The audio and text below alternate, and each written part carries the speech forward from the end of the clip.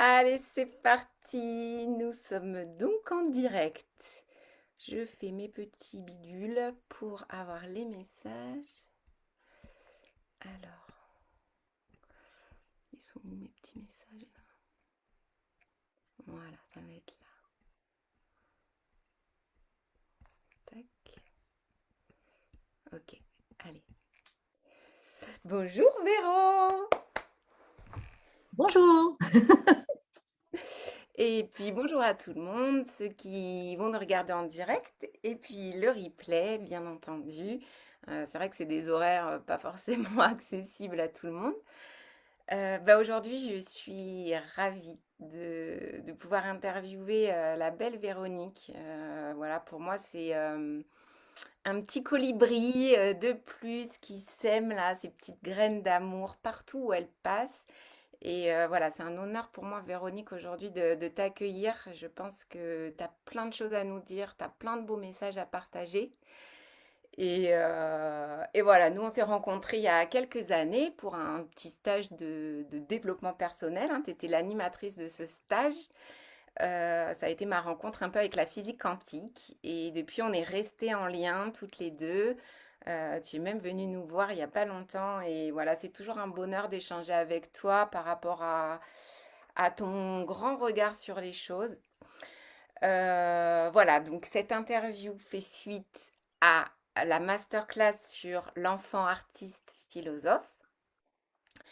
Et voilà, je suis trop contente de t'accueillir aujourd'hui. Qu'est-ce que je peux dire de plus? Ouais, donc c'est ça, moi, les interviews, c'était vraiment l'idée d'inviter des gens que je trouve inspirants, qui incarnent l'artiste enfant philosophe en eux, et puis aussi qui sont porteurs d'un message, voilà, qui travaillent peut-être auprès des enfants et qui pourraient nous donner des informations supplémentaires. C'est accueillir votre point de vue pour en créer un encore plus grand sur toutes les possibilités, toutes les potentialités de l'enfant, à la fois celui en nous et puis tous les enfants qui nous regardent. Voilà. Les Du petits, les coup, grands, les enfants voilà, intérieurs aussi. tout, on prend tout. On prend tout. Alors, il y a Jessie qui est là. Salut Jessie. Oh, Joanne qui nous dit vous êtes trop belle. Merci. Et voilà, ok. Donc, ça marche bien. Vous pouvez juste nous dire si vous nous entendez bien. Et puis nous dire, bah vous, comment vous allez. Voilà, mais je pense qu'on nous entend, sinon on nous l'aurait dit. Voilà, c'est tout. Alors, Véro, est-ce que Oui. bah, tu veux bien commencer par bah, nous dire déjà ce qui a fait que tu as accepté l'invitation et nous parler de la photo que tu as choisie, puisque vous êtes libre de mettre la photo que vous voulez, voilà, de savoir un petit peu le sens que cette photo pourrait avoir pour toi. Alors, ma photo, c'est en fait ce mug avec cette petite autruche qui a un regard assez particulier. Je ne sais pas si vous le voyez bien, et une attitude particulière. Et je suis très attachée à ce mug parce qu'en fait, il m'a été offert par une enseignante, une coordinatrice Ulysse avec laquelle j'ai eu la joie, mais vraiment la joie de collaborer pendant 3 ans. Puisque j'accompagnais à l'époque un élève qui était dans un dispositif qu'elle coordonnait dans un collège. Et quand elle me l'a offert, elle m'a dit, bah, ce mug m'a fait penser à toi et à ta posture avec les élèves. En tout cas, c'est ce que j'en ai retenu. Et effectivement, c'est souvent le regard avec lequel je regarde les élèves que j'ai accompagnés et les enfants en règle générale que j'accompagne ici en cabinet ou que j'ai la joie de croiser dans d'autres circonstances. Donc voilà pourquoi j'ai choisi ce mug en fait. D'accord. Ah, j'adore ce petit regard-là. À la fois attendrissant, coquin. euh, Bah ouais, plein Oui, d'amour, hein, tu vois, dans les yeux, là. c'est ça. En tout cas, c'est vraiment le regard que j'ai vraiment envie de porter sur les enfants, quels qu'ils soient, y compris les grands enfants aussi, que j'ai la joie d'accompagner ou que j'ai la joie de croiser, tout simplement. Hmm, Voilà. ok. Qu'est-ce qui t'a fait dire oui pour venir en live comme ça jouer avec moi? Ce qui m'a fait dire oui, c'est plusieurs choses. La première chose, parce que c'est toi qui me l'as demandé et que j'apprécie énormément les relations que nous avons dans la simplicité, dans la joie de partager. Le deuxième élément, ben, concernant l'enfant, en fait, j'ai tellement appris des enfants, ils m'ont tellement fait grandir. Ils m'ont permis à la fois de grandir, de me découvrir aussi. Et je crois bien encore aujourd'hui qu'ils m'apprennent plus que je leur apprends. Et donc, bah, forcément, ce sujet-là, enfin, quand je dis forcément, je n'ai pas été forcée, si ce n'est par une pulsion intérieure qui m'a fait dire oui, oui, oui, bien sûr, avec joie, au contraire. Parce que, parce que le regard sur l'enfant est tellement, en tout cas dans l'expérience qui est la mienne, est tellement important pour la structuration intérieure de l'enfant. Que j'ai vraiment envie d'essaimer à la fois le fruit de mon expérience et le fruit de mes réflexions, le fruit de mes observations par rapport à ce regard qu'on peut poser sur l'enfant qui peut être ou structurant ou déstructurant. J'allais dire qu'il est de toute façon structurant, en bien ou en mal, je ne sais pas, mais en tout cas, il est de toute façon structurant et qu'en tant que parent, en tant qu'accompagnant, en tant que pédagogue, c'est toute la qualité de ce regard en fait qui va permettre à l'enfant soit de se sentir soutenu, soit au contraire de ne pas se sentir soutenu. Et quelque part, ça conditionne la vision que l'enfant porte sur lui, dans sa manière d'appréhender lui-même et le monde. Donc, je trouve que c'est vraiment essentiel ce regard que l'on peut porter. Voilà. Ok, super. Qu'est-ce qui t'a fait venir à travailler avec les enfants? Ce qui m'a fait venir à travailler avec les enfants, j'allais dire une sorte d'évidence, une pulsion intérieure là encore. Je me suis retrouvée à un moment donné dans ma vie privée, dans ma vie professionnelle, avec des outils que j'avais vraiment envie de partager. J'avais envie que ce soit utile. Je ne voyais pas l'intérêt de les avoir vers moi et qui ne servent à rien dans un fond de tiroir ou de placard. J'avais vraiment envie que ça serve. Je me suis confrontée dans ma vie de maman, tout simplement, à un enfant, le mien, avec un profil particulier d'apprenant. Et il y a tout un tas de choses qui m'ont paru, du coup, essentielles à utiliser, à transmettre, et en termes de regard et en termes d'outils, et en termes de posture d'éducateur au sens large, avec un E majuscule, enfin un E majuscule. Voilà. Voilà comment j'en suis arrivée à travailler avec les enfants. Alors, d'une manière très ouverte, en fait, j'ai postulé à l'Éducation nationale une première fois pour pouvoir transmettre ce que je savais aux enseignants. Et à l'époque, la réponse qui m'a été faite, c'est que, en fait, il y avait tout ce qu'il faut en interne et qu'ils n'avaient pas besoin de mes compétences. En me renseignant, je me suis rendu compte que ce n'était pas si évident que ça sur le terrain. Et donc, j'ai décidé d'adopter une posture extrêmement humble. Moi qui avais un cabinet en tant que thérapeute, eh bien, j'ai postulé en tant qu'accompagnatrice d'élèves en situation de handicap, donc AESH, les anciennes AVS, changement de statut. Enfin, bon. Et donc, je me suis retrouvée avec une posture très humble, finalement, auprès de l'enfant et auprès de l'enseignant.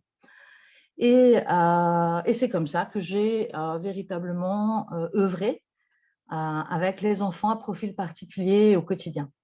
D'accord. Qu'est-ce que tu appelles enfant à profil particulier? Alors, ce que j'appelle moi enfant à profil particulier, c'est tous les enfants en fait. Ce que l'éducation nationale appelle enfants à profil particulier, ce sont les enfants porteurs de troubles, en fait, de handicap. J'allais dire identifiés comme tels. Mais pour moi, tous les enfants sont à profil particulier, puisqu'il n'y a pas deux enfants qui se ressemblent. Y compris dans les élèves ou enfants porteurs de handicap cognitif, puisque c'est le profil d'élève avec lequel j'ai le plus travaillé. Il y a ce qu'on appelle le trouble du spectre autistique, mais il n'y a pas deux élèves ou enfants autistes identiques. Et donc voilà, j'ai joué sur ces terrains-là en permanence, à la fois ma perception de l'enfant, qui est un enfant identique, qui n'a pas forcément d'étiquette, pour moi, en tant que personne, dans l'interaction, et en même temps, le trouble identifié, estampillé, qui nécessite un accompagnement bien, bien particulier, spécifique à cet enfant-là. D'accord. Et quand tu dis que ton fils avait un profil particulier, donc c'est aussi le fait de devenir maman, d'élever cet enfant, c'était quoi son profil à ton fils qui t'a Alors, fait finalement donner l'envie d'aller vers les enfants? alors en fait, ce n'est pas mon fils, c'est ma fille, mais peu importe, ça reste un Ok. de mes enfants. Euh, D'abord, c'est l'observation de ses attitudes par rapport aux demandes scolaires. J'ai été, moi, en tant que maman, très interpellée par les réflexions des enseignants, où je me suis rendu compte que oui, ok, ma fille devait avoir un profil particulier que je ne connaissais pas bien, du coup, que je ne maîtrisais pas trop. Même si j'avais des outils, je ne voyais pas quel outil utiliser pour l'aider véritablement. Je voyais bien qu'elle avait une sensibilité exacerbée. C'est en même temps venu me toucher moi en tant que maman, avec mon histoire d'élève, où je me suis effectivement revue dans certaines situations qu'elle traversait. Donc il a fallu, dans un premier temps, j'allais dire d'abord apprivoiser ce que j'observais de chez ma fille, apprivoiser ce que moi je ressentais de manière à éviter de lui coller sur le dos un vécu qui n'était pas le sien. Et ensuite de prendre du recul par rapport à ce que me renvoyaient les enseignants de mon enfant, qui venaient me blesser souvent, parfois, enfin souvent, plus souvent que parfois d'ailleurs. Et donc, ça a été pour moi un vrai challenge dans un premier temps, qui était de, OK, quelle est ma place réellement là-dedans? Qu'est-ce que je peux faire? Qu'est-ce que je dois faire? Comment je peux protéger mon enfant du regard qui est porté sur lui au niveau scolaire et comment moi, à la maison, je peux regarder cet enfant qui est le mien pour pouvoir arriver petit à petit à dépasser ces difficultés. Mais ça passait dans un premier temps par reconnaître ces difficultés avant de pouvoir chercher des solutions. C'est d'abord reconnaître, accepter que mon enfant n'est pas un enfant comme les autres enfants. Et c'est une vraie première étape qui est souvent douloureuse parce que non, c'est pas l'enfant idéal, c'est pas l'enfant parfait, c'est pas l'enfant, c'est pas un génie, c'est pas, enfin a priori.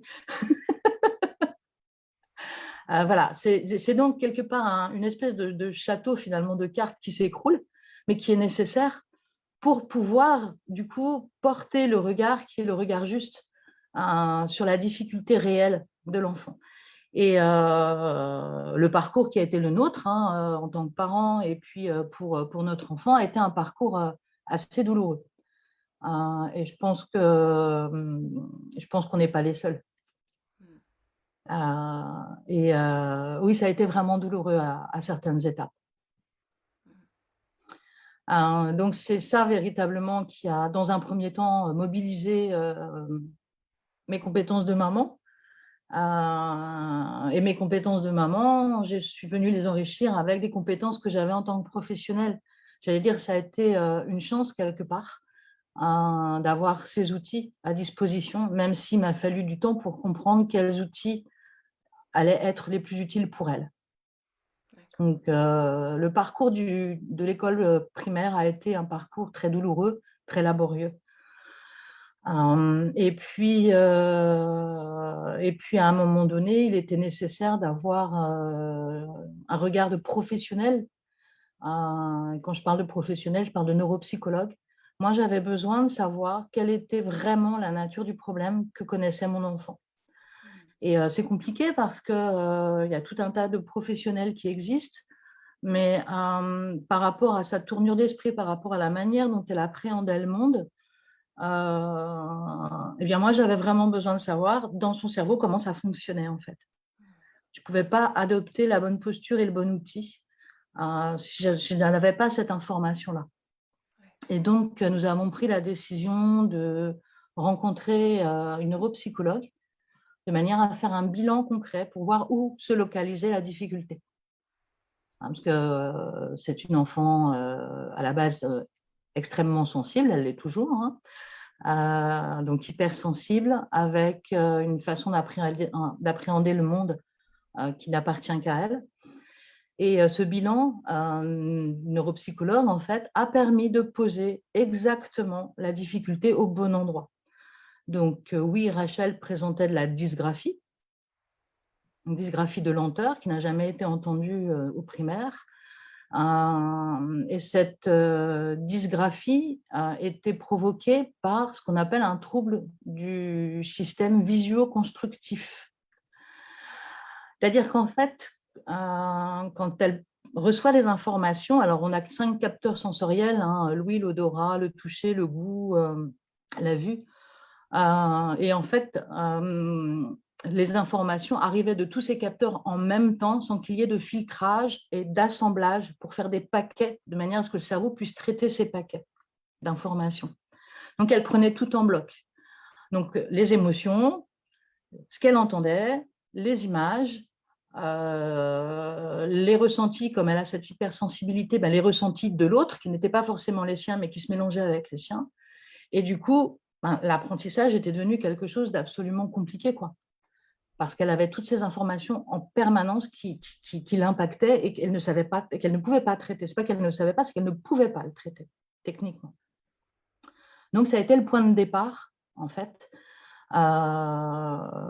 qui m'a amené, moi, du coup, à savoir quels outils j'allais pouvoir utiliser pour elle.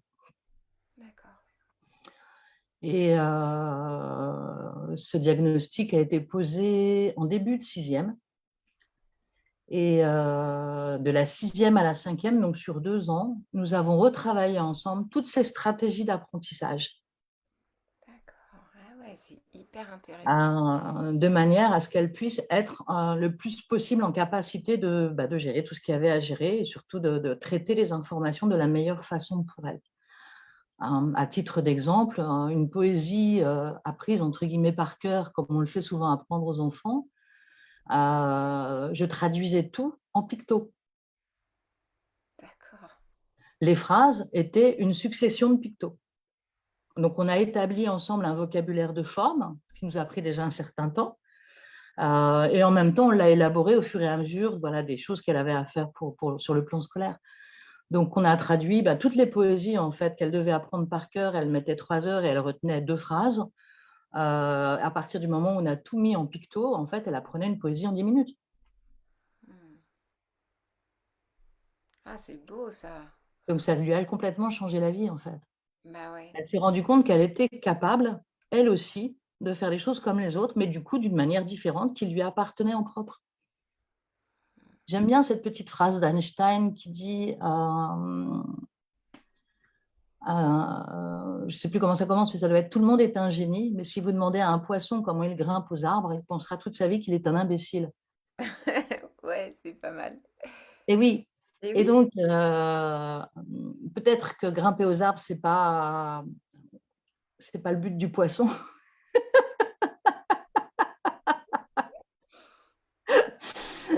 Et peut-être qu'il peut quand même grimper à l'arbre si peut-être on plonge l'arbre dans l'eau, par exemple. Ouais. Et du coup, il pourra effectivement grimper à l'arbre. Donc voilà, c'est tout l'art et la manière de pouvoir observer comment fonctionne l'enfant, comment il réfléchit, comment il appréhende le monde, ce dont il a besoin réellement, de manière à mettre à sa portée tout ce qui lui est proposé en termes d'apprentissage, que ce soit les apprentissages scolaires, les apprentissages sociaux. On parle beaucoup de sociabilité. Là, c'est pareil, il y a des enfants, la sociabilité, point d'interrogation, on fait comment, quoi. Et donc voilà ce qui m'a porté au départ. Et du coup, je me suis dit, mais si ça arrive à ma fille, ça arrive à d'autres, quoi. C'est juste évident.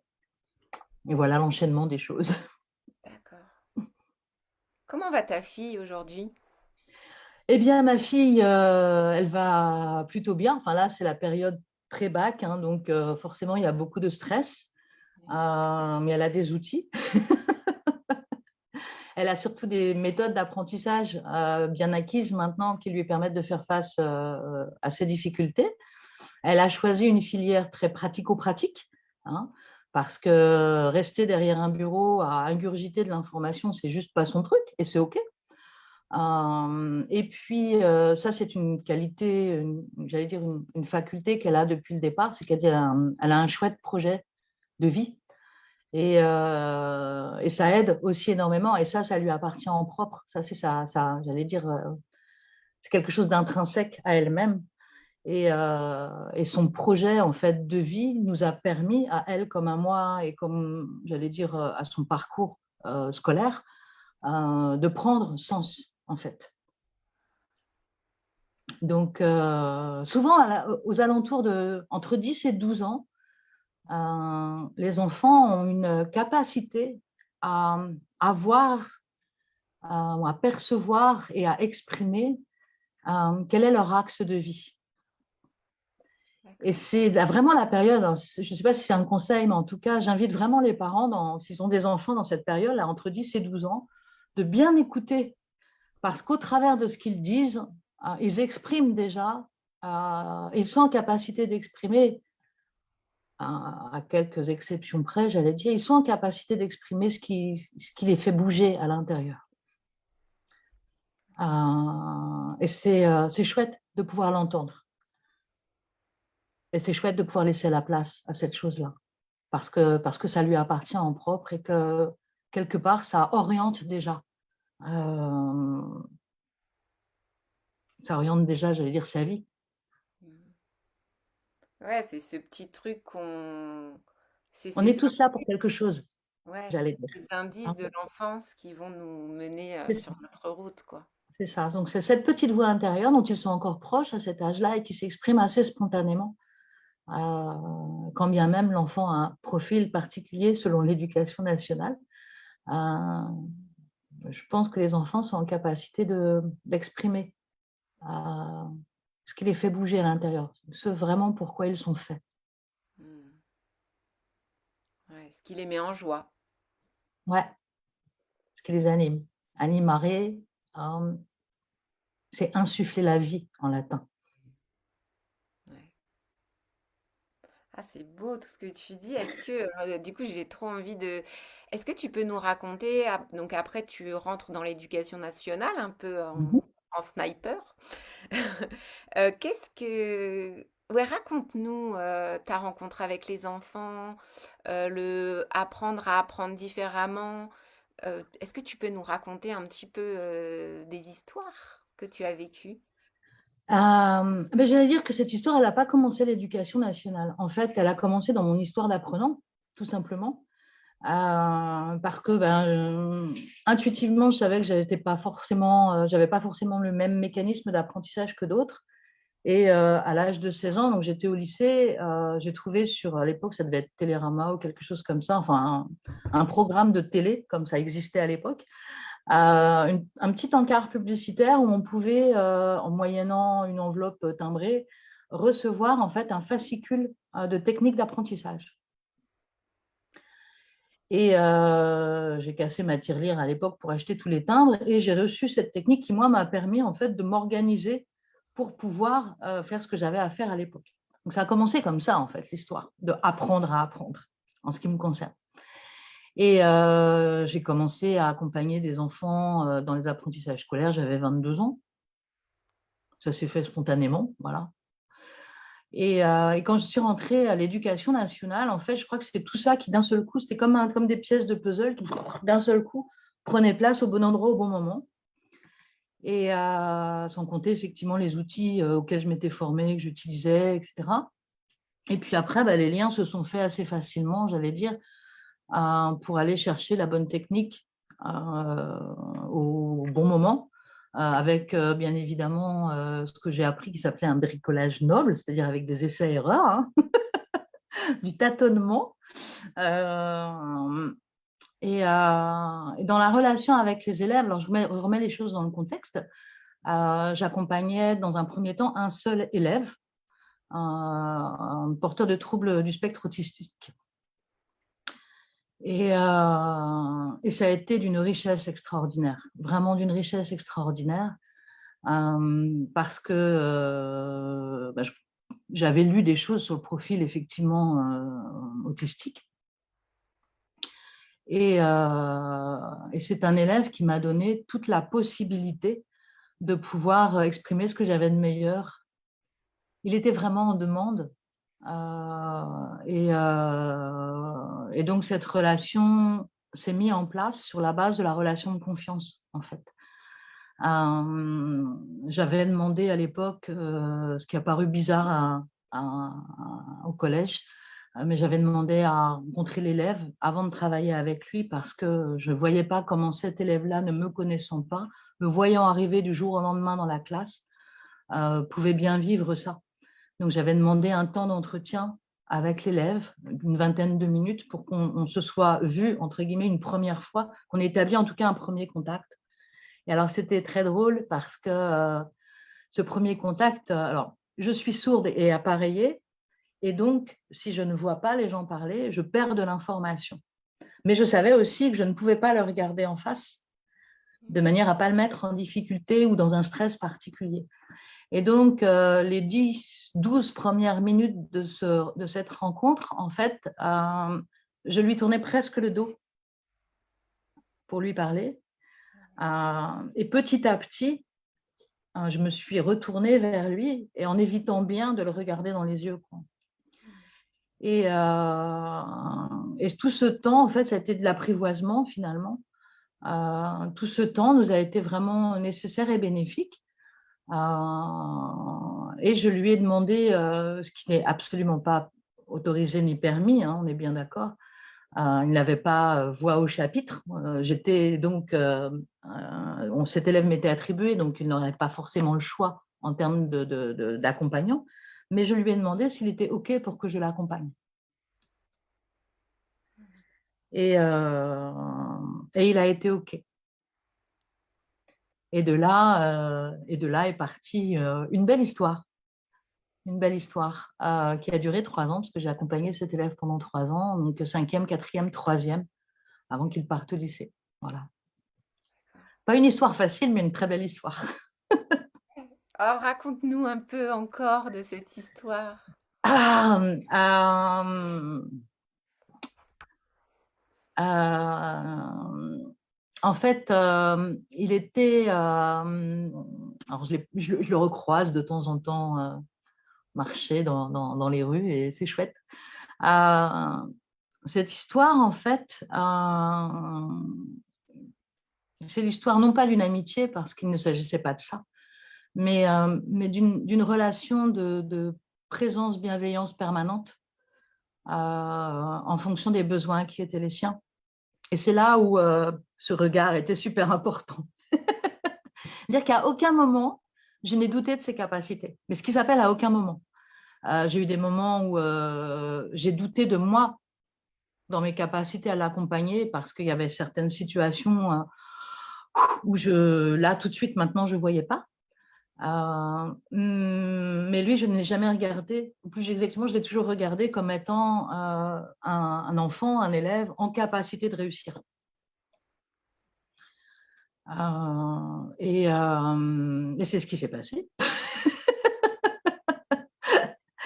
Alors, en remettant les choses dans le contexte, hein, avec les difficultés qui sont les siennes, mais avec la possibilité de détecter quels étaient ses talents, quelles étaient ses compétences, sur quoi il pouvait s'appuyer et sur quoi moi je pouvais m'appuyer pour l'accompagner dans ce qui me semblait être la direction la plus juste pour lui. Bien évidemment aussi accompagné par son enseignante, hein, clairement, où on avait des échanges nombreux et riches. Et tout ce travail d'équipe a été véritablement essentiel pour son accompagnement scolaire. La relation de confiance avec l'enseignante s'est tissée au fur et à mesure aussi. C'est pas évident, ni pour l'enseignant, ni pour l'AESH, hein. C'est des postures complexes. Et puis, postures complexes aussi parce que j'avais tous ces outils à l'intérieur, en tout cas en connaissance, et que les enseignants n'ont pas les mêmes formations que moi j'ai eues. Donc, c'est compliqué aussi à un moment donné de trouver quelle était la place juste et pour l'enseignant et pour moi dans cette relation de confiance qui, au fur et à mesure, faisait que j'avais un peu plus de marge de manœuvre. Ça se tisse au jour le jour. Mais c'est vraiment un travail d'équipe. Et c'est ce travail d'équipe en confiance et en conscience, j'allais dire, qui a permis à l'élève de progresser comme il a progressé. On a beaucoup utilisé les cartes mentales, par exemple, au départ. Alors, ce n'est pas un outil avec lequel il a beaucoup fonctionné, mais ça a permis, malgré tout, de lui faire adopter une façon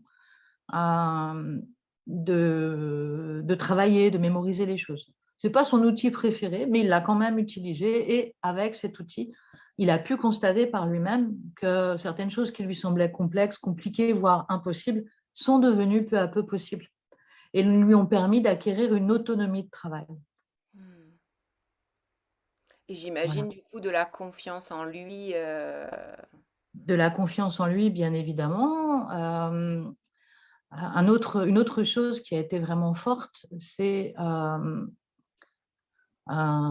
peux te dire que je me suis battue à mon petit niveau pour qu'il puisse faire des voyages scolaires au même titre que les autres élèves. Ouais. Ça n'a pas toujours été simple, hein. J'imagine. Mais par exemple, je crois que c'est l'année de quatrième où il y avait un voyage scolaire à la neige. Il s'avère que c'est un élève qui skie très bien parce qu'il a l'habitude de partir au ski avec ses parents. Et donc, il y avait un point fort à partager avec les autres élèves. Avant le voyage scolaire, il avait du mal à rentrer dans un groupe de travail. Il y avait des sessions, groupes de travail en classe. Et c'était compliqué pour lui parce qu'on ne venait pas le chercher, les autres élèves ne venaient pas le chercher. Et donc, il ne trouvait jamais sa place dans un groupe, dans la classe, c'était compliqué. Et puis, il y a eu ce voyage scolaire qui a duré une semaine, dans lequel je l'ai laissé le plus autonome possible. Et donc, après ce voyage scolaire, il s'est passé plein de choses merveilleuses, hein. Les autres élèves ont vu qu'il était super compétent en ski, en fait, et ont commencé à le regarder d'une manière complètement différente. Certains en le titillant pas forcément de la bonne façon, mais de plus en plus d'élèves de la classe pouvaient effectivement avoir des échanges avec lui. Et au retour du voyage scolaire, dans les travaux de groupe, ce sont les autres qui venaient le chercher. Et ça, j'ai trouvé magnifique. Enfin, moi, ça m'a beaucoup ému et beaucoup touchée. Même si c'était un petit truc de rien qui est passé presque inaperçu pour la plupart des autres, moi, ça m'a beaucoup touchée, quoi. Vraiment. Et je savais que j'avais raison qu'il parte en voyage. J'ai eu la chance de pouvoir l'accompagner. L'Éducation nationale a bien voulu. Les parents le souhaitaient aussi ardemment. Et ça a été vraiment très révélateur du fait que un élève, de cette manière, peut aussi développer son estime de lui-même à partir du moment où on lui en laisse la possibilité, dans un contexte qui lui est favorable. Encore une fois, c'est un très beau travail d'équipe. Ouais, j'ai des frissons partout depuis tout à l'heure. C'est une très, très belle histoire d'évolution, ouais, vraiment. Alors, ce n'est Ouais. pas le seul élève que j'ai accompagné, hein. Mais c'est vrai que c'est une très belle histoire. Donc, et puis, c'est le premier élève que j'ai accompagné à l'Éducation nationale. Donc forcément, c'est important pour moi. Voilà. Et d'autres élèves aussi que j'ai eu la joie d'accompagner avec des difficultés d'apprentissage, des difficultés de mémorisation, par exemple. J'ai accompagné un élève du CM2 à la 6e, donc 2 années, un élève qui n'avait aucune mémoire court terme, par exemple. Donc, la mémorisation était juste impossible. Et là encore, une grande confiance de la part de l'équipe enseignante parce que quand je l'ai vu pour la première fois, cet élève, en fait, il n'arrivait pas à couper les mots correctement. Enfin, il était arrivé en CM2. Moi, je me suis toujours posé la question de comment c'est possible un élève qui ne sait pas encore couper les mots, qui n'a pas l'orthographe de base, qui n'a pas l'écriture non plus parce que son écriture était illisible et il m'a été présenté comme un élève de toute façon qui ne ferait jamais rien, quoi. Et ça a explosé mon cœur. J'ai dit, ah non, ça, c'est pas possible. Encore une fois, on demande à un poisson de grimper à un arbre. Donc, ça ne va pas le faire. Et c'est un enfant qui, en sixième, a été capable d'apprendre une poésie. Alors, effectivement, là, il y a eu beaucoup de choses hors normes qui ont été faites, où j'ai pu l'accompagner d'une manière un petit peu différente, pas seulement en classe. On m'a laissé la possibilité de travailler avec lui, bien évidemment dans un cadre qui reste le cadre, j'allais dire, cadre éducation nationale, hein, avec des surveillances, avec un lieu ouvert où je pouvais être surveillée à tout moment dans ce que je faisais avec lui. Et c'était OK pour moi. Mais il a quand même réussi à apprendre une poésie. Voilà. Alors, ce n'est pas grand-chose, encore une fois, mais Ouais. c'est juste énorme sur ce que ça a changé pour lui. Mm. Il s'est senti capable au même titre que les autres. Donc après, il est parti en section spécialisée, en ECPA, mais hein, c'était possible. Mm. Et comment tu t'y es prise avec lui, du coup? Alors, j'ai travaillé plein de façons différentes. D'abord, on a beaucoup travaillé la graphie parce qu'à un moment donné, la gestuelle du poignet est importante, que le poignet, ça fonctionne, il y a la coordination œil-main, sans rentrer trop dans les détails techniques.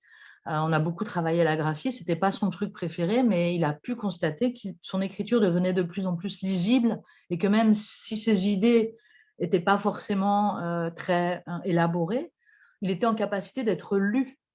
Mm. Donc ça a changé des choses. On a beaucoup travaillé aussi sur la base de l'intégration des réflexes archaïques par les mouvements rythmiques. Alors, la pièce où je travaille avec lui, ce n'est pas transformé en salle de gym pour autant, hein, mais j'ai utilisé quelques outils corporels, donc, pour lui permettre véritablement de faire en sorte que sa neurologie soit la plus en rapport avec ce qui lui était demandé en termes d'apprentissage. J'ai utilisé beaucoup de pictos aussi, bien évidemment. J'ai utilisé la joie et le jeu, surtout. C'est-à-dire qu'on jouait beaucoup. On jouait à apprendre, on jouait à mémoriser. C'est un enfant qui a pu mémoriser des mots d'anglais, qui a pu mémoriser les chiffres en anglais. Alors, je ne sais pas ce qu'il en est resté avec le temps, mais il a été en capacité de mémoriser, donc de vivre des évaluations au même titre que les autres élèves. C'est des petites victoires, ce n'est pas énorme a priori, mais en termes d'estime de soi, en termes de confiance en soi, en termes de regard que l'élève a commencé à porter sur lui, ben voilà, les choses changent. Et à partir du moment où l'élève peut s'appuyer, quand je parle de l'élève, c'est l'enfant aussi, hein, je peux m'appuyer dessus et donc je peux effectivement avancer au mieux que je peux dans ce que j'ai à faire. Par exemple, une des premières questions que j'ai toujours posées à mes élèves, aux élèves que j'accompagnais, mais aux enfants que j'accompagne aussi dans d'autres contextes, c'est par exemple, quelle est ta couleur préférée? Bien évidemment, chaque enfant répond ce qu'il a à répondre. Pourquoi cette question? Parce que quand je vais écrire des choses, je vais écrire avec la couleur préférée de l'élève. Parce que je sais que comme c'est sa couleur préférée, il n'y aura pas cette espèce de blocage inconscient.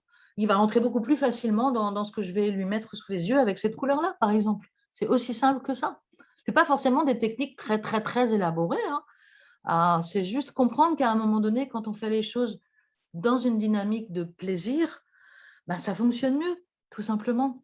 Tout simplement. C'est vrai aussi en termes éducatifs. Mettre des limites, c'est super important. En mettre trop, ça devient complètement sclérosant. Ce que j'ai essayé d'adopter le plus possible avec mes enfants et que j'adopte avec les enfants que j'accompagne, c'est 1, 2, 3 règles non négociables. Quel que soit le temps, quelle que soit mon humeur, quelle que soit ma fatigue, il y a 1, 2, 3 règles non négociables. Parce que ces 3 règles-là, c'est un objectif pédagogique. Il y a quelque chose à apprendre. Donc ça, c'est non négociable. Pour le reste, waouh, quand ça se sera appris et bien intégré, on pourra mettre 3 autres règles non négociables à nouveau, puisque l'intégration aura été faite. Chaque chose en son temps.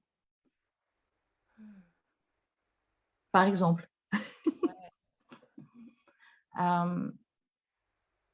c'est pouvoir accepter une zone de liberté de l'enfant. pouvoir accepter qu'il se comporte d'une façon imprévue, non désirée, mais ça fait partie de lui et c'est ce qu'il est. Et c'est comme ça qu'il a envie d'être aimé, quoi, ou qu'il a besoin d'ailleurs d'être aimé. Et Ouais. donc peu de règles, mais du non négociable, quelle que soit son humeur et son état de parent. Quel genre de règles? Ça pourrait être quoi ces règles? Euh, euh, quel genre de règles? Je cherche, j'en ai plein et en même temps, forcément, tu me poses la question, donc je suis sous stress et du coup, j'ai plus accès à mes infos parce qu'il y a des choses qui, forcément, datent un peu. Si je prends l'exemple avec mes enfants, par exemple, une des règles non négociables, c'est on se lave les mains avant de manger. C'est tout bête. Mais c'est pas lave-toi les mains, c'est pas assieds-toi correctement, c'est pas mets pas tes coudes sur la table, c'est pas tout ça, c'est juste lave-toi les mains avant de manger. Point barre. Une autre règle aussi qui s'est mise très très vite en place, c'est on est tous dans la même maison, donc la maison n'appartient pas qu'à une seule personne et dans toutes les pièces collectives, tout le monde est responsable du bien-être dans les pièces collectives. Dans ta chambre, c'est le bazar, c'est ton univers, c'est OK pour moi, donc je ne vais pas seriner mes enfants tous les 5 minutes et dire range ta chambre, ça c'est un truc que je n'ai jamais fait. Je me suis même un peu battue avec mon compagnon de route par rapport à ça. Et ça a été très drôle. Mais ça a été, enfin, range ta chambre, c'est un truc que j'ai jamais dit, quoi. J'ai dit, par exemple, une fois, il m'est arrivé avec ma fille de lui dire, compte tenu de la beauté que tu as à l'intérieur de toi, je suis surprise effectivement que ta chambre soit dans cet état-là. Et en même temps, si elle est comme ça, c'est que peut-être à l'intérieur, ça ne doit pas être clair. Et j'ai refermé la porte et je suis repartie. C'est tout. Et je crois qu'un quart d'heure, 20 minutes après, ma fille est venue et m'a dit Maman, il y a un truc qui ne va pas, il faut que je te dise. Et effectivement, voilà. Donc, elle a lâché ce qu'elle avait à lâcher. Et dans la demi-journée qui a suivi, la chambre s'est rangée toute seule, quoi. Enfin, toute seule. Elle a rangé sa chambre, par exemple. Ouais. J'ai un autre enfant, donc mon fils qui lui est radicalement différent. Il aime l'ordre et sa chambre est tout le temps nickel, par exemple. Mais j'ai jamais dit à mon fils range ta chambre. Mhm. J'allais pas lui dire un truc alors qu'il était capable de le faire tout seul. Ma fille, c'est pareil. Quand, voilà, quand ça lui prend, elle a besoin de ranger, donc elle fait le clair et elle le fait toute seule. Et c'est comme ça qu'on apprend à gérer son espace de vie aussi, parce que quand on est adulte, on n'a pas quelqu'un qui vient nous dire range ta chambre. Et puis, avoir l'espèce de censeur dont on a peur, c'est pas vraiment le message pédagogique que j'avais envie de faire passer à mes enfants, c'est vrai aussi. D'accord. Ouais, ouais, c'est chouette, hein. Donc c'est vraiment basé sur l'autonomie. Ouais, En fait, c'est ça. C'est ouais. de quoi tu es capable tout seul. De quoi tu es capable tout seul. Ah, c'est beau Et ça. moi, je sais que tu es capable de plein de choses. Donc, mais par contre, il faut que tu le découvres parce que tu ne le sais pas. Ouais. Donc, à moi, en tant qu'éducateur, de mettre en place j'allais dire une stratégie particulière, une organisation particulière, des étapes particulières pour que tu puisses arriver à faire les choses, à te rendre compte que tu les fais et donc à te rendre compte que tu es capable de les faire. Hmm. Donc, c'est 3 étapes, ce que je viens de dire déjà. Ouais. Voilà. Et je reviens aux élèves à profil particulier, éducation nationale que j'ai accompagné, c'est les enseignants donnent une consigne dans la classe. Sortez vos livres de mathématiques, ouvrez-le page 12 et commencez l'exercice 32. OK. Eh bien, pour un élève qui a du mal à focaliser son attention, qu'on peut identifier comme étant un trouble, comment ça s'appelle déjà? Un trouble de la concentration ou de l'attention. Cette simple consigne pour un élève, j'allais dire lambda, devient un problème insoluble. Le livre de maths, ok, maths, ok, bah, il est où? Dans mon casier, ok. Donc, sors ton livre de maths de ton casier, première étape, Hmm. ok. Et puis, le livre est posé sur la table. Ouverture, page 12, c'est un truc qui est resté, qui est parti déjà. Ok. Première étape, effectivement, ça peut se passer sans les mots aussi, hein. Et sans les mots, c'est souvent plus porteur. C'est souvent que j'ai fait ce geste-là. qui veut dire ouvre ton livre, en fait.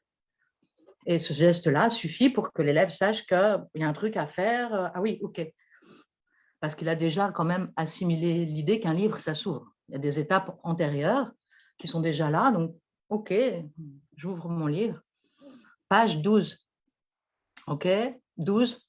Ça comment 12? Comment ça s'écrit 12? Un 1 avec un 2 à côté. OK, alors cherche le 1 avec le 2 à côté en reprenant les mots de l'enfant.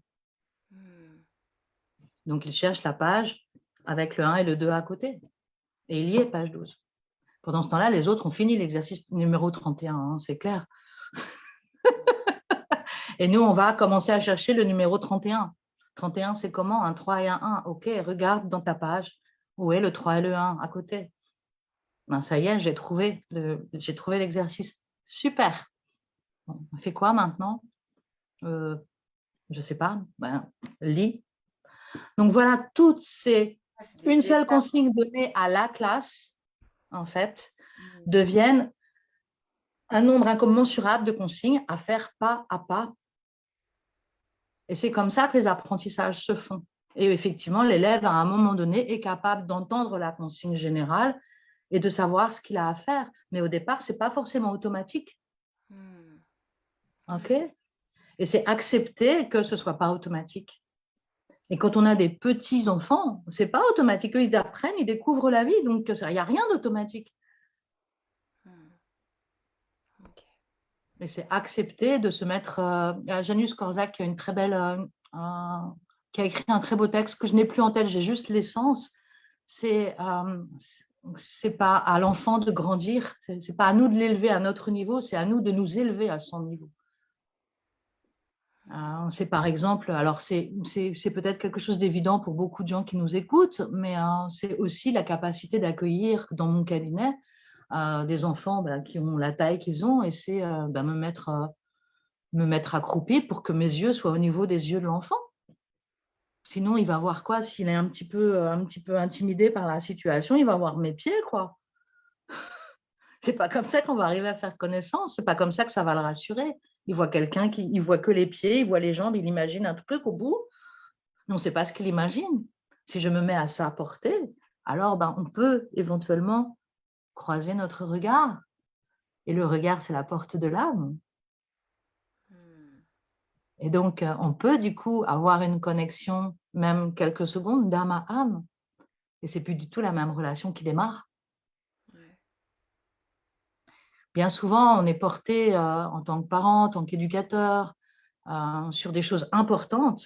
On oublie juste une chose essentielle, à mon sens, c'est que les vraies choses importantes sont absolument informelles, comme dans la relation humaine, en fait. C'est les petites choses, les petits moments, ça dure des fois un dixième de seconde, et c'est ce qui fait toute la différence. Donc, où on est présent pendant ce dixième de seconde, où on n'y est pas, c'est tout. Et c'est OK. Et on a le droit de se tromper. Et on a le droit d'échouer, même en tant qu'enfant, en tant qu'adulte. Cette notion de l'échec, c'est tel que c'est vécu en Occident, du moins, c'est quelque chose d'effroyable, quelque chose de très destructeur, la manière dont on vit l'échec, dont on est conditionné à vivre l'échec. Il n'y a pas de réussite sans échec. Un enfant, entre le moment où donc je parle d'un tout petit enfant, entre le moment où il est poussé par la vie à se mettre debout pour marcher et le moment où il va effectivement marcher, il fait peut-être 2000 tentatives, 6000 tentatives, 10 000 tentatives. Heureusement qu'il ne s'arrête pas à la deuxième ou troisième, sinon il passerait sa vie à quatre pattes, quoi. Donc nous, en tant qu'adultes, quand on n'arrive pas à faire un truc avec nos enfants, ou on abandonne, ou alors on devient très, très, très, très accroché à ce truc, mais bon sang, on a le droit d'apprendre. J'ai souvent dit à mes enfants, je ne suis pas une maman parfaite, et n'oubliez pas une chose, c'est que c'est la première fois que je suis maman d'un enfant comme toi. Donc forcément, je me trompe, et c'est OK. Et toi, c'est la première fois que tu as une maman comme moi, donc on a plus de chances d'échouer que de réussir. Donc voilà. Voilà ce que je vais partager ce matin. Tu me mets en émotion, hein. Je vais regarder s'il y a des petits messages, si tu veux bien, des personnes avec nous. Bien sûr. Véronique qui nous a rejoint. Bonjour à tout le monde. Véronique, ah ben, ça c'est une ATSEM. Enfin, moi, mes filles ont été avec Véronique en petite section et pareil, une ATSEM de cœur. Véronique, je t'envoie plein de gros bisous. Je t'aime. Merci de taper avec mes filles. Tac, tac. Non, il n'y a pas l'air, ou alors je ne les vois pas. C'est une possibilité. J'imagine que, enfin, je sais pas ceux qui regardent comment vous vous sentez, mais waouh, moi j'ai des frissons depuis le début. J'ai beaucoup d'émotions. J'ai l'impression que là, c'est en même temps ouais, ce petit baume là sur notre enfant intérieur qui fait du bien. Ça fait du bien ce que tu dis, Véro. Merci. J'aurais envie de te demander, il y a souvent le mot posture qui est ressorti de ce que tu as dit. Mm. C'est quoi la posture juste pour toi? Qu'est-ce que tu pourrais approfondir là-dessus? Euh, oui, je peux. En tout cas, je peux tenter. Euh, pour moi, la posture, alors je vais commencer autrement. Je vais plutôt dire, souvent on dit, suis ton cœur. En suivant son cœur, souvent, on suit aussi, j'allais dire, son mental qui est fait de toutes nos croyances. Toutes ces croyances, on les a héritées de notre éducation, pour ne pas dire conditionnement dans certains cas. Et suivre son cœur, c'est à la fois une bonne chose et en même temps une chose qui peut nous amener à avoir une attitude qui nous semble juste, mais qui n'est pas forcément juste par rapport à l'autre. Ce que j'appelle posture, c'est une attitude auquel j'additionne un état d'être. C'est ma façon à moi d'avoir cette attitude-là. Et donc, ce que j'appelle posture, c'est vraiment la manière, que ce soit, enfin, c'est vraiment la manière dont on se met en relation à l'autre. Ça fait appel pour moi à la notion d'instant présent, c'est-à-dire ce que je disais un petit peu tout à l'heure, où on est là, où on n'est pas là en fait. Et le choix que j'ai fait il y a longtemps, c'est j'ai décidé d'être là, d'être présente, parce que, parce que je connais l'importance de ces petits moments de rien et qui conditionnent beaucoup de choses. Et donc, ça m'amène à avoir une posture où, la plupart du temps, je suis faillible et imparfaite, donc il y a des fois où ça ne marche pas, hein, il y a des fois où j'y arrive pas. Mais je peux très bien ne pas y arriver maintenant et y arriver dans 10 secondes. Hein, voilà. C'est vraiment ça. Je suis présente à qui tu es maintenant. Et si tu es en colère, je suis présente à ta colère et c'est OK. Moi, ça ne m'impacte pas. J'allais dire que ça nécessite aussi d'avoir accepté qu'on peut être en colère soi-même. Enfin, c'est accepter. Comme on dit souvent, développement personnel, c'est part d'ombre. Parce qu'en fait, on est fait de tout ça. Ne pas avoir de colère ou ne pas vouloir en avoir, c'est quelque part s'amputer d'un bras. La colère, elle est source d'énergie aussi. Il n'y a pas que des choses négatives dans la colère. Il y a des fois, bon sang de bonsoir, j'y arriverai, quoi. C'est de la colère. Et on y va. Et c'est OK. Donc, c'est accepter. Alors, c'est un mot, c'est pareil, c'est reconnaître, en fait. C'est reconnaître qu'on a de la colère, c'est reconnaître qu'on en a marre, c'est reconnaître qu'on est fatigué, c'est reconnaître que ce n'est pas le moment pour nous. Combien de fois j'ai dit à mes enfants, mais aussi aux élèves que j'ai accompagnés, écoute, là, ce n'est pas le moment pour moi, on en reparle dans 10 minutes. Et quand ils ne savaient pas lire l'heure, je dis voilà, quand la grande aiguille, quand la petite aiguille ou la grande aiguille sera là, moi, je serai prête et on pourra faire ça. Est-ce que c'est OK pour toi? Oui, c'est OK. Bon, super. Parce que moi, de toute façon, là, tout de suite, c'est pas OK. Hein. Donc, je ne vais pas forcément te donner ce dont tu as besoin en termes d'attitude, en termes de posture. Et l'enfant, il est capable de comprendre. Hein. Entre avoir un parent énervé pour lui parler ou avoir un parent calme, un enfant préfère un parent calme. Hein. Donc, ça vaut le coup de se dire, OK, moi, ce n'est pas le moment pour moi. Ouais. Et même un tout petit enfant qui n'a pas forcément encore les mots, mais qui a toutes ses perceptions, On a 5 sens, hein. Avant d'avoir des mots, on a 5 sens quand même.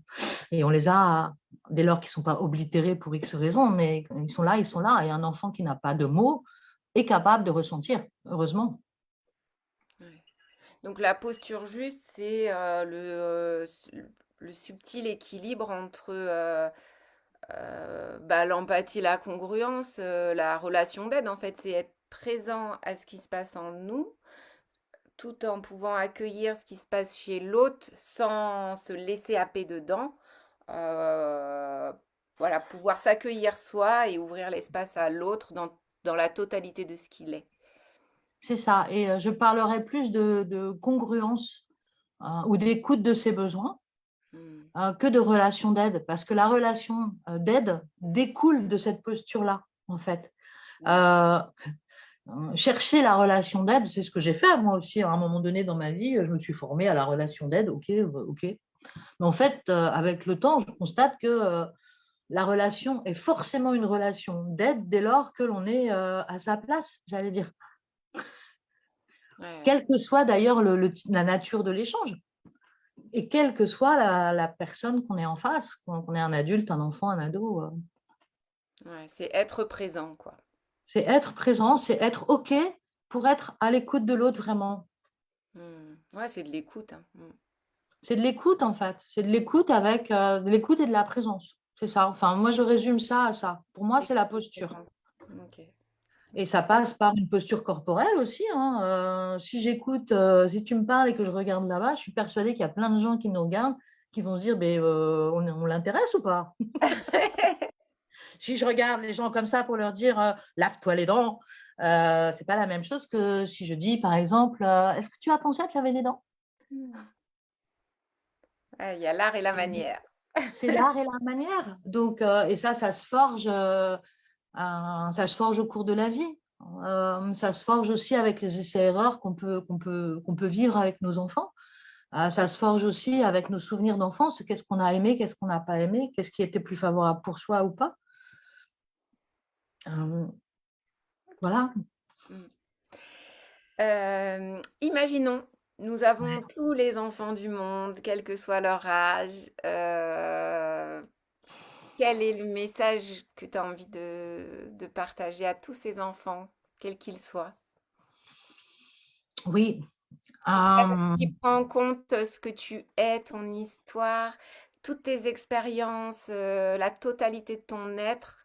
Qu'est-ce qu'elle a envie de dire aux enfants?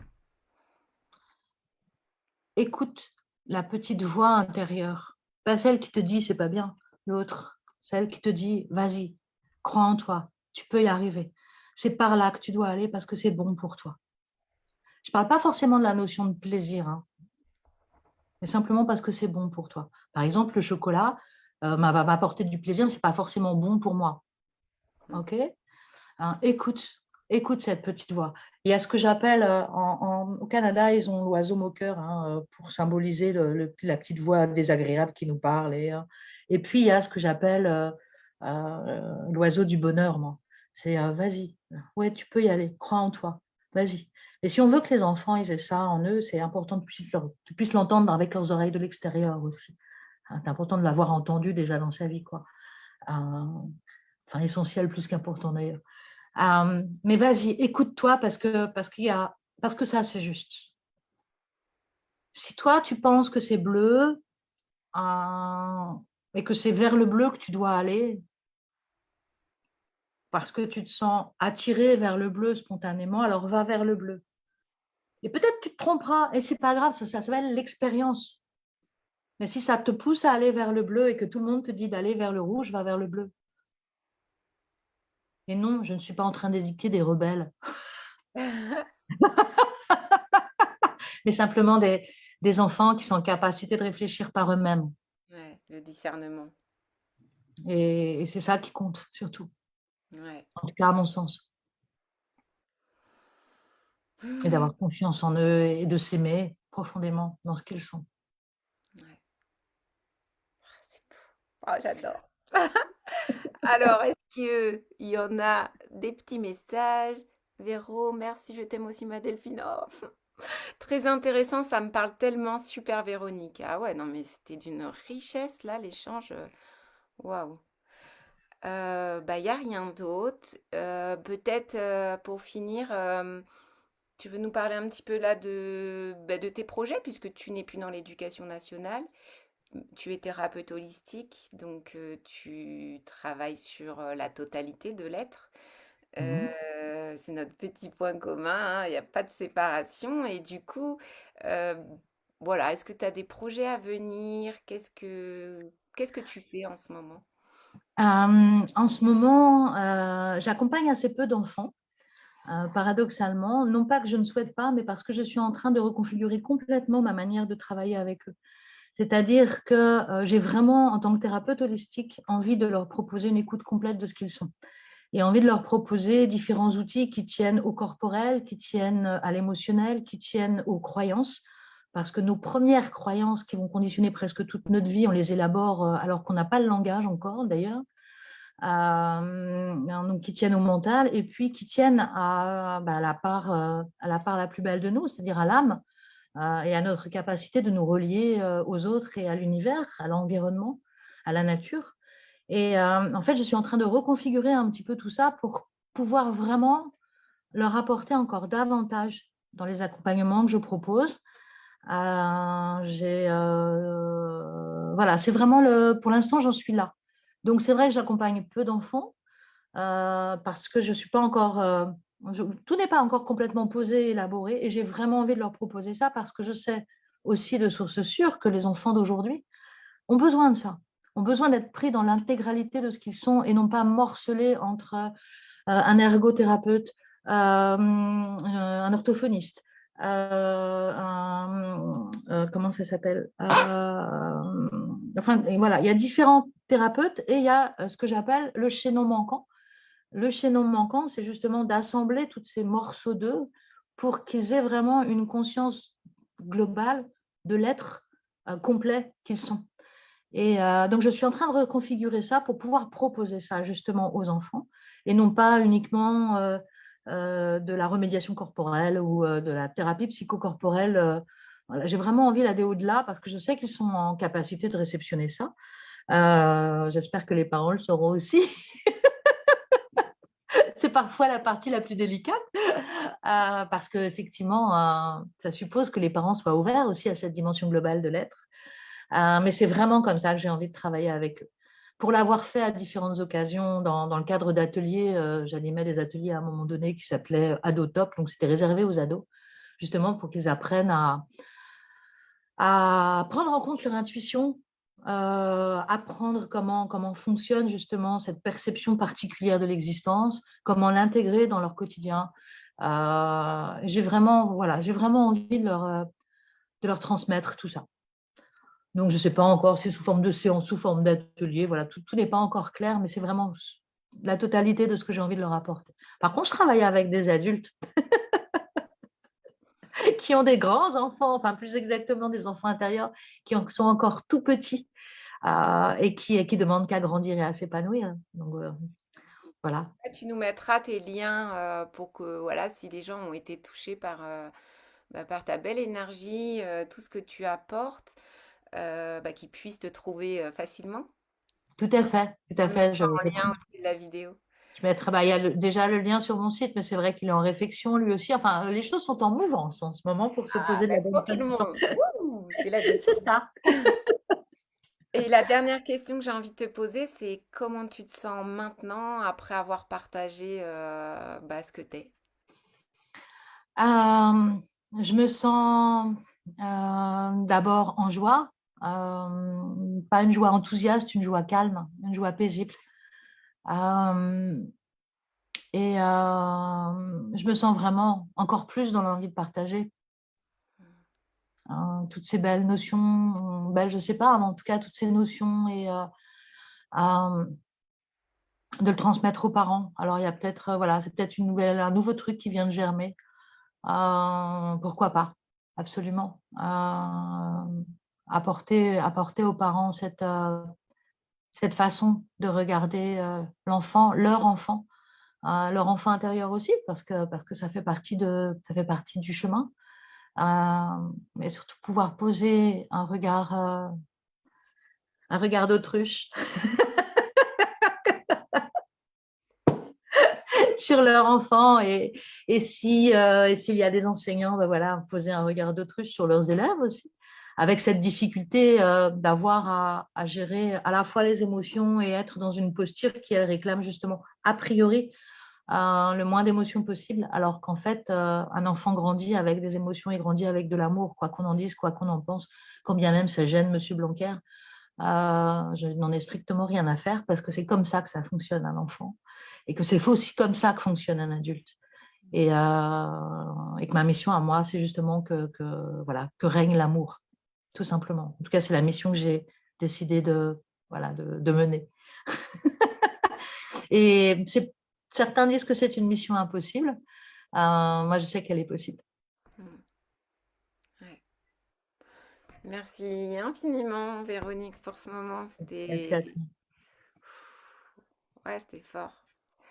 Merci d'être ce que t'es, merci d'être venu le partager.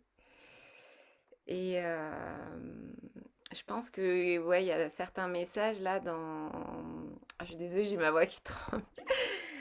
Qui vont se laisser infuser et qui, ouais, je pense qu'ils vont faire du bien à ceux qui regarderont cette vidéo. Donc, Je m'y efforce. En tout cas, c'est même pas un effort. C'est du travail pour pouvoir répondre j'allais dire, à ce gouffre que représente le besoin d'amour.